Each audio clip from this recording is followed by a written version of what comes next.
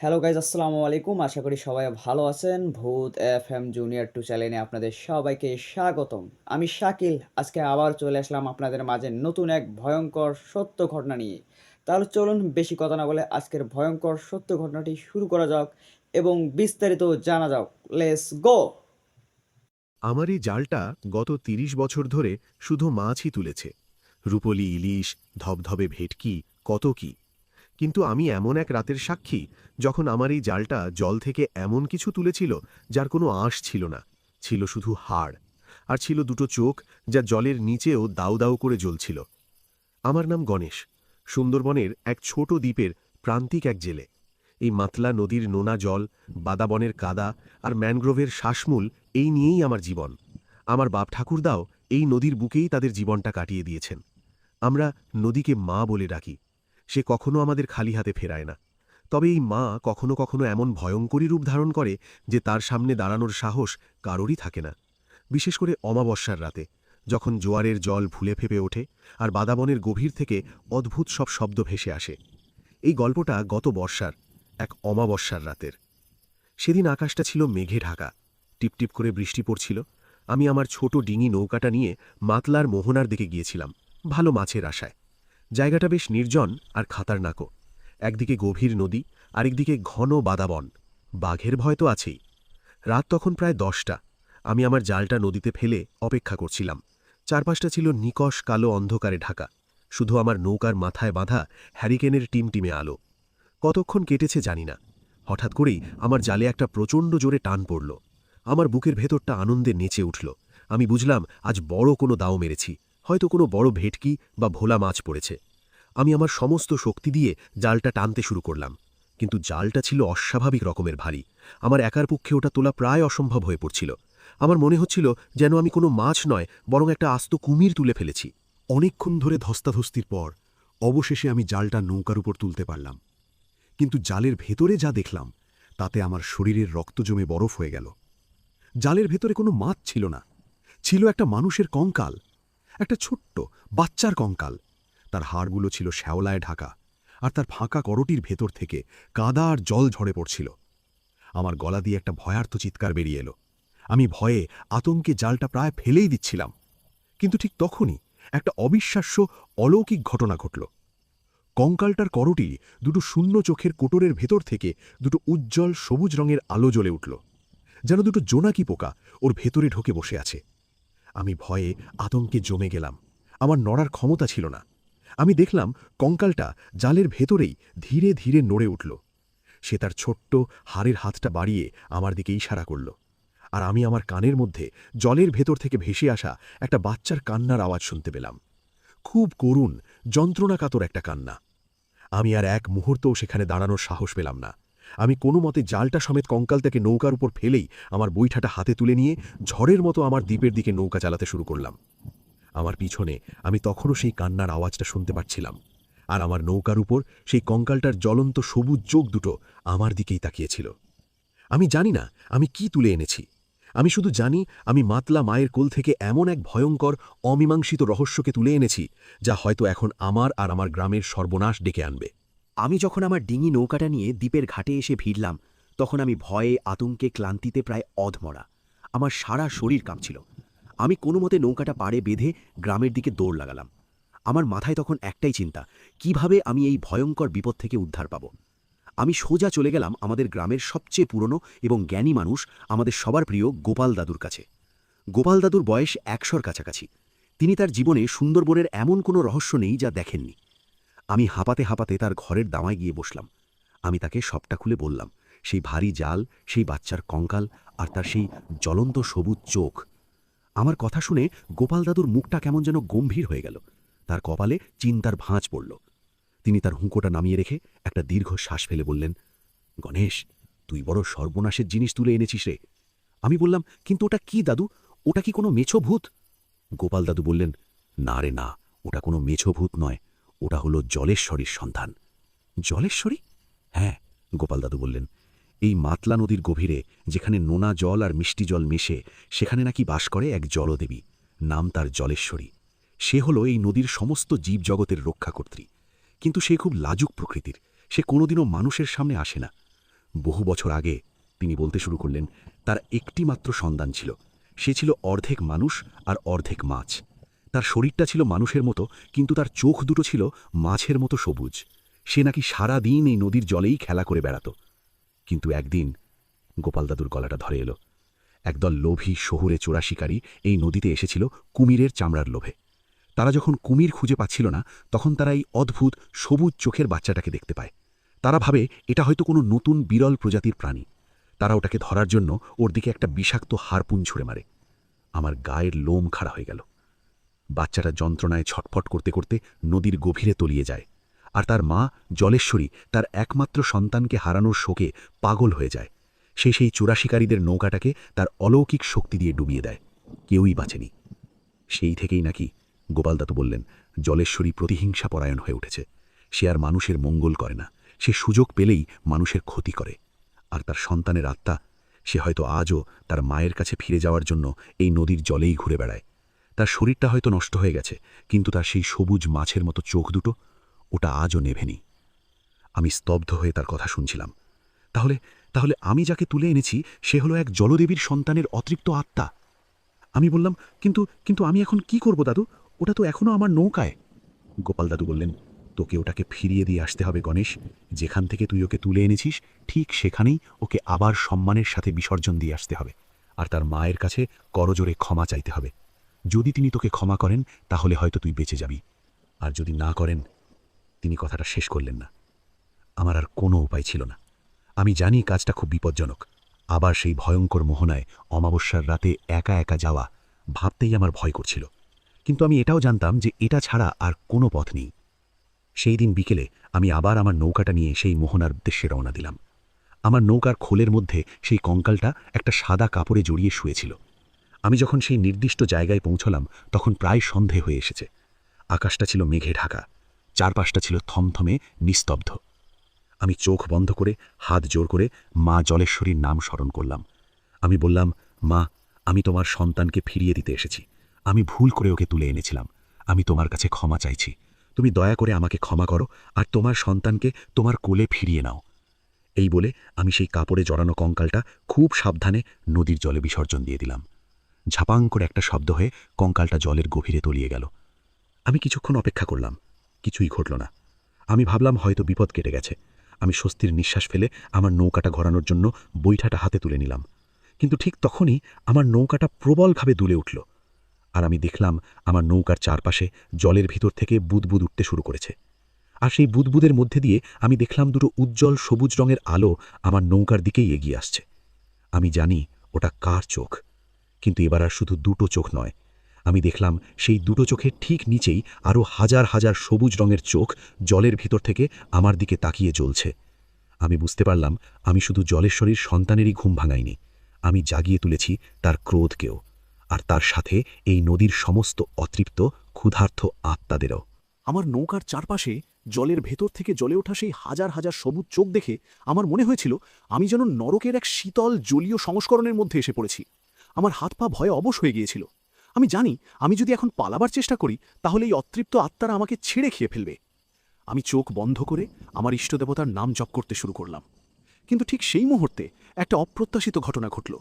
আমার নৌকার খোলের মধ্যে যেখানটায় আমি একটু আগেও সেই কঙ্কালটা রেখেছিলাম, সেখানটা থেকে একটা মৃদু নীল আলো বিচ্ছুরিত হতে শুরু করল। আর সাথে সাথেই আমার চারপাশে জলের সেই ভয়ঙ্কর আলোড়নটা থেমে গেল।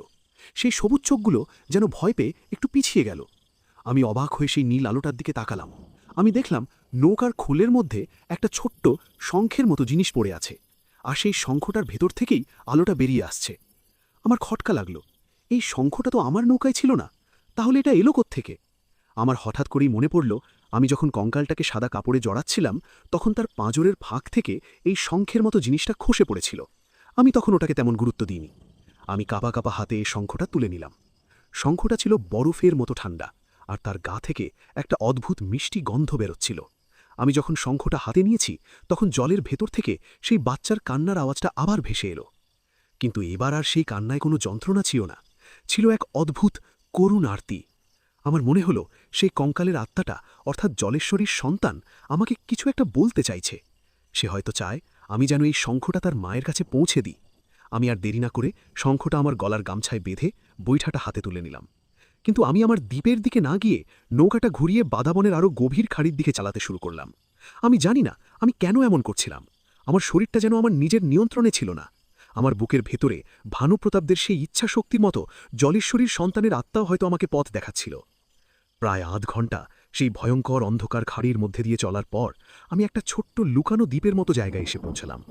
জায়গাটা ছিল অপূর্ব সুন্দর। চাঁদের আলোয় চারপাশটা রূপোর মতো ঝলমল করছিল, আর দ্বীপের মাঝখানে ছিল একটা ছোট্ট টলটলে জলের দিঘি। আমার মন বলছিল এটাই সেই জায়গা, এটাই জলেশ্বরীর আবাস। আমি নৌকা থেকে নেমে সেই দিঘিটার পাড়ে গিয়ে দাঁড়ালাম। আমি আমার গলা থেকে সেই শঙ্খটা খুলে দু হাতে ধরে চোখ বন্ধ করে জলেশ্বরীকে ডাকতে শুরু করলাম। মা, আমি এসেছি। আমি তোমার সন্তানের শেষ স্মৃতিচিহ্নটুকু নিয়ে এসেছি। তুমি দয়া করে দেখা দাও। আমার কথা শেষ হওয়ার সাথে সাথেই দিঘির জলটা দুলে উঠল। জলের মাঝখান থেকে ধীরে ধীরে এক অপূর্ব সুন্দরী দেবীর মতো মূর্তি উঠে এলেন। তার পরনে ছিল নীল শাড়ি, আর তার সারা শরীর থেকে জ্যোৎস্নার মতো আভা ঠিকরে বেরোচ্ছিল। তিনিই জলেশ্বরী, কিন্তু তার মুখে কোনো ক্রোধ বা হিংসা ছিল না, ছিল শুধু এক গভীর মাতৃত্বের যন্ত্রণা। তিনি আমার দিকে তার হাতটা বাড়িয়ে দিলেন। আমি খুব সাবধানে সেই শঙ্খটা তার হাতে তুলে দিলাম। শঙ্খটা তার হাতে লাগা মাত্রই ওটা থেকে একটা তীব্র নীল আলো বেরিয়ে এসে তার পুরো শরীরটাকে ঘিরে ধরল। আর আমি দেখলাম সেই আলোর মধ্যে দিয়ে তার সেই হারিয়ে যাওয়া সবুজ চোখের সন্তানের ছায়ামূর্তিটা ফুটে উঠছে। মা আর ছেলে বহু বছর পর আবার এক হয়েছে। আমি সেই স্বর্গীয় পুনর্মিলন দেখে চোখ বন্ধ করে ফেললাম। কিছুক্ষণ পর যখন আমি চোখ খুললাম, তখন আমি দেখলাম দিঘির জল আবার আগের মতো শান্ত। জলেশ্বরী বা তার সন্তান কেউই আর সেখানে ছিল না। কিন্তু দিঘির পাড়ে যেখানে আমি দাঁড়িয়েছিলাম, সেখানে আমি দেখলাম একটা ছোট্ট সবুজ রঙের পাথর পড়ে আছে। পাথরটা থেকে একটা মৃদু স্নিগ্ধ আলো বেরোচ্ছিল। আমি জানি এটা জলেশ্বরীর উপহার, তার কৃতজ্ঞতার প্রতীক। আমি পাথরটা হাতে তুলে নিলাম। আমি যখন আমার নৌকায় ফিরে আসছি, তখন আমার মনে হলো আমি যেন মাতলা নদীর সেই ভয়ঙ্কর অতৃপ্ত আত্মাদের কান্নার আওয়াজ আর শুনতে পাচ্ছি না। নদীটা যেন আজ অনেক শান্ত, অনেক নির্মল। আমি ভেবেছিলাম আমার কাজ শেষ, কিন্তু আমি ভুল ছিলাম। আমি যখন আমার দ্বীপের কাছাকাছি এসে পৌঁছচ্ছি, তখন আমি দেখলাম বহু দূর থেকে দুটো শক্তিশালী সার্চ লাইটের আলো আমার দ্বীপের দিকে এগিয়ে আসছে। দুটো বড় মোটর চালিত বোট। আমার বুকের ভেতরটা কেঁপে উঠল। এত রাতে কারা আসছে আমাদের দ্বীপে? আমি বুঝলাম জলেশ্বরীর সন্তানের মৃত্যুর রহস্য হয়তো শেষ হয়েছে, কিন্তু এক নতুন আরও ভয়ঙ্কর জ্যাত শয়তানদের রহস্য হয়তো সবে শুরু হতে চলেছে। সেই দুটো শক্তিশালী সার্চ লাইটের আলো দেখে আমার মনে যে স্বস্তিটা এসেছিল তা এক মুহূর্তে উবে গেল। আমি জানি সুন্দরবনের এই নদীপথে রাতের বেলা বন দপ্তর বা পুলিশের টহলদারি নৌকা চলে, কিন্তু এই বোট দুটো তাদের মতো ছিল না। এদের চলার ভঙ্গিতে ছিল এক ধরনের হিংস্রতা আর গোপনীয়তা। আমি আমার ডিঙি নৌকাটা লুকিয়ে দ্বীপের একটা ম্যানগ্রোভের ঝোপের আড়ালে নিয়ে গেলাম। তারপর খুব সাবধানে পা টিপে টিপে আমাদের ঘাটের দিকে এগোতে লাগলাম। আমি দেখলাম বোট দুটো আমাদের দ্বীপের ঘাটে এসে ভিড়েছে। বোট থেকে নেমে এলো ৫-৬ জন লোক। তাদের সবার পরনে কালো পোশাক, আর তাদের হাতে ছিল বন্দুক। তাদের হাবভাব দেখেই আমি বুঝতে পারলাম এরা কোনো সাধারণ লোক নয়, এরা ভয়ঙ্কর কোনো অপরাধী। তাদের মধ্যে যে লোকটা নেতাগোছের, সে তার সঙ্গীদের কিছু একটা নির্দেশ দিল। তারপর তারা সবাই নিঃশব্দে আমাদের গ্রামের দিকে এগোতে লাগল। আমার বুকের ভেতরটা ভয়ে আতঙ্কে কেঁপে উঠল। এরা কারা? এরা আমাদের গ্রামে কি করতে এসেছে? আমি আর দেরি না করে গ্রামের পেছনের দিক দিয়ে জঙ্গলের পথ ধরে দৌড়ে গিয়ে গোপাল দাদুকে খবরটা দিলাম। আমার কথা শুনে গোপাল দাদুর মুখটা ফ্যাকাশে হয়ে গেল। তিনি বললেন, সর্বনাশ গণেশ, তুই যে শুধু জলেশ্বরীর ক্রোধকেই জাগাসনি, তুই হয়তো সেই পুরনো শয়তানদেরও ঘুম ভাঙিয়ে দিয়েছিস। পুরনো শয়তান? আমি বললাম। হ্যাঁ, গোপাল দাদু বললেন, সেই চোরা শিকারীরা, যারা জলেশ্বরীর সন্তানকে মেরেছিল। আমি তো ভেবেছিলাম জলেশ্বরী তাদের সবাইকে শেষ করে দিয়েছে, কিন্তু হয়তো তাদের দলেরই কেউ বেঁচে গিয়েছিল, অথবা হয়তো এটা তাদেরই কোনো নতুন দল। আমার মাথায় যেন আকাশ ভেঙে পড়ল। গোপাল দাদু বললেন, আমার মনে হচ্ছে তারা শুধু চুমিরের চামড়ার জন্যই আসেনি। জলেশ্বরীর সন্তানের সেই কিংবদন্তি হয়তো তাদের কানেও পৌঁছেছে। তারা হয়তো সেই সবুজ চোখের অর্ধেক মানুষ অর্ধেক মাছের বিরল প্রাণীটাকে ধরার জন্যই এসেছিল। আর তুই? আমি বললাম, আর আমি তাদের সেই শিকারটাকে তাদের চোখের সামনে থেকে সরিয়ে নিয়েছি। হ্যাঁ, গোপাল দাদু বললেন, আর তাই তারা এখন প্রতিশোধ নিতে এসেছে। তারা হয়তো ভেবেছে আমরা গ্রামের লোকেরাই তাদের শিকারটাকে লুকিয়ে রেখেছি। আমরা এখন কি করব? গ্রামের পুরুষরা বেশিরভাগই তখন গভীর সমুদ্রে মাছ ধরতে গেছে। গ্রামে আছে শুধু কিছু মহিলা, শিশু আর বৃদ্ধ। আমরা এই সশস্ত্র রুথলেস অপরাধীদের সাথে কিভাবে লড়ব? আমি যখন ভাবছি আমাদের বুঝি আর কোনো উপায় নেই, তখন আমার হাতে থাকা জলেশ্বরীর দেওয়া সেই সবুজ পাথরটার কথা মনে পড়ল। পাথরটা তখন আমার হাতের তালুতে মৃদুভাবে কাঁপছিল আর গরম হয়ে উঠছিল। আমার হঠাৎ করেই গোপাল দাদুর একটা কথা মনে পড়ল। তিনি বলেছিলেন, জলেশ্বরী হল এই নদীর সমস্ত জীব জগতের রক্ষাকর্ত্রী। আমার মাথায় একটা ভয়ঙ্কর কিন্তু সাহসী পরিকল্পনা এলো। আমি গোপাল দাদুকে বললাম, দাদু, আপনি গ্রামের সবাইকে নিয়ে মন্দিরের ভেতরে গিয়ে দরজা বন্ধ করে দিন, আর যাই হয়ে যাক বাইরে বেরোবেন না। আর তুই কি করবি? আমি বললাম, আমি ওদেরকে আটকাবো। তুই একা? কিভাবে? আমি আমার হাতের পাথরটার দিকে তাকিয়ে একটা রহস্যময় হাসি হাসলাম। বললাম, আমি একা নই দাদু, আমার সাথে আছে এই বাদাবনের আসল রাজারা। আমি আর দেরি না করলাম না। আমি গ্রামের পেছনের জঙ্গলটার দিকে দৌড়ে গেলাম। আমি জানি ওই জঙ্গলের গভীরে একটা বড় কুমিরের ডেরা আছে। গ্রামের লোকেরা ওদিকটায় ভয়ে যায় না। আমি সেই ডেরার কাছে গিয়ে আমার হাতে থাকা সেই সবুজ পাথরটা মাটিতে রাখলাম। তারপর আমি চোখ বন্ধ করে মা জলেশ্বরীর নাম স্মরণ করে আমার সমস্ত শক্তি দিয়ে একটা অদ্ভুত অচেনা সুরে শীষ দিতে শুরু করলাম। আমি জানি না আমি এই সুরটা কোত্থেকে শিখলাম। মনে হলো যেন জলেশ্বরীর সন্তানের আত্মাই আমার ভেতর থেকে এই সুরটা বের করে আনছে। আমার শীষ দেওয়ার সাথে সাথেই একটা অবিশ্বাস্য ঘটনা ঘটল। আমি দেখলাম জঙ্গলের অন্ধকার থেকে, নদীর কাদা থেকে এক এক করে বেরিয়ে আসছে বিশাল ভয়ঙ্কর চেহারার সব কুমির। তাদের চোখগুলো অন্ধকারে সবুজ আলোয় জ্বলছে। আর শুধু কুমিরই নয়, আমি দেখলাম গাছের ডাল থেকে নেমে আসছে বিষাক্ত সব সাপ, মাটি ফুঁড়ে বেরিয়ে আসছে কাঁকড়া বিছে। তারা সবাই এসে আমাকে ঘিরে শান্তভাবে বসে পড়ল, যেন তারা আমারই পোষা প্রাণী, আমারই সৈন্য।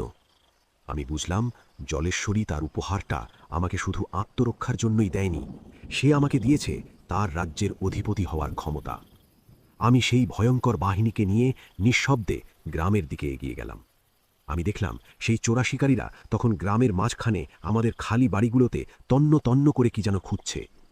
আমি আর এক মুহূর্ত দেরি করলাম না।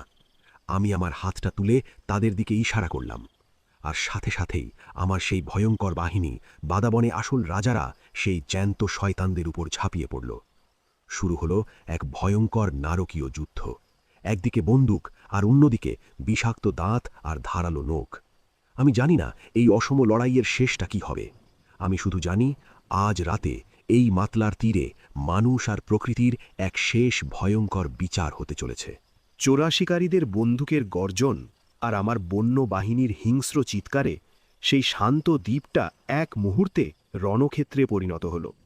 আমি একটা গাছের আড়ালে লুকিয়ে আমার সৈন্যদের নির্দেশ দিচ্ছিলাম।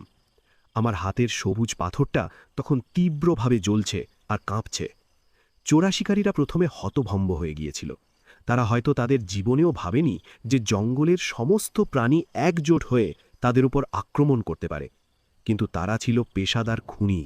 তারা তাদের ভয়টা খুব তাড়াতাড়ি কাটিয়ে উঠল। তারা এলোপাথাড়ি গুলি চালাতে শুরু করল। আমার বাহিনীর অনেকেই তাদের গুলিতে মারা পড়ছিল, কিন্তু তাতেও তারা পিছিয়ে যাচ্ছিল না। তাদের চোখে ছিল তাদের অরণ্যকে রক্ষা করার তীব্র জেদ।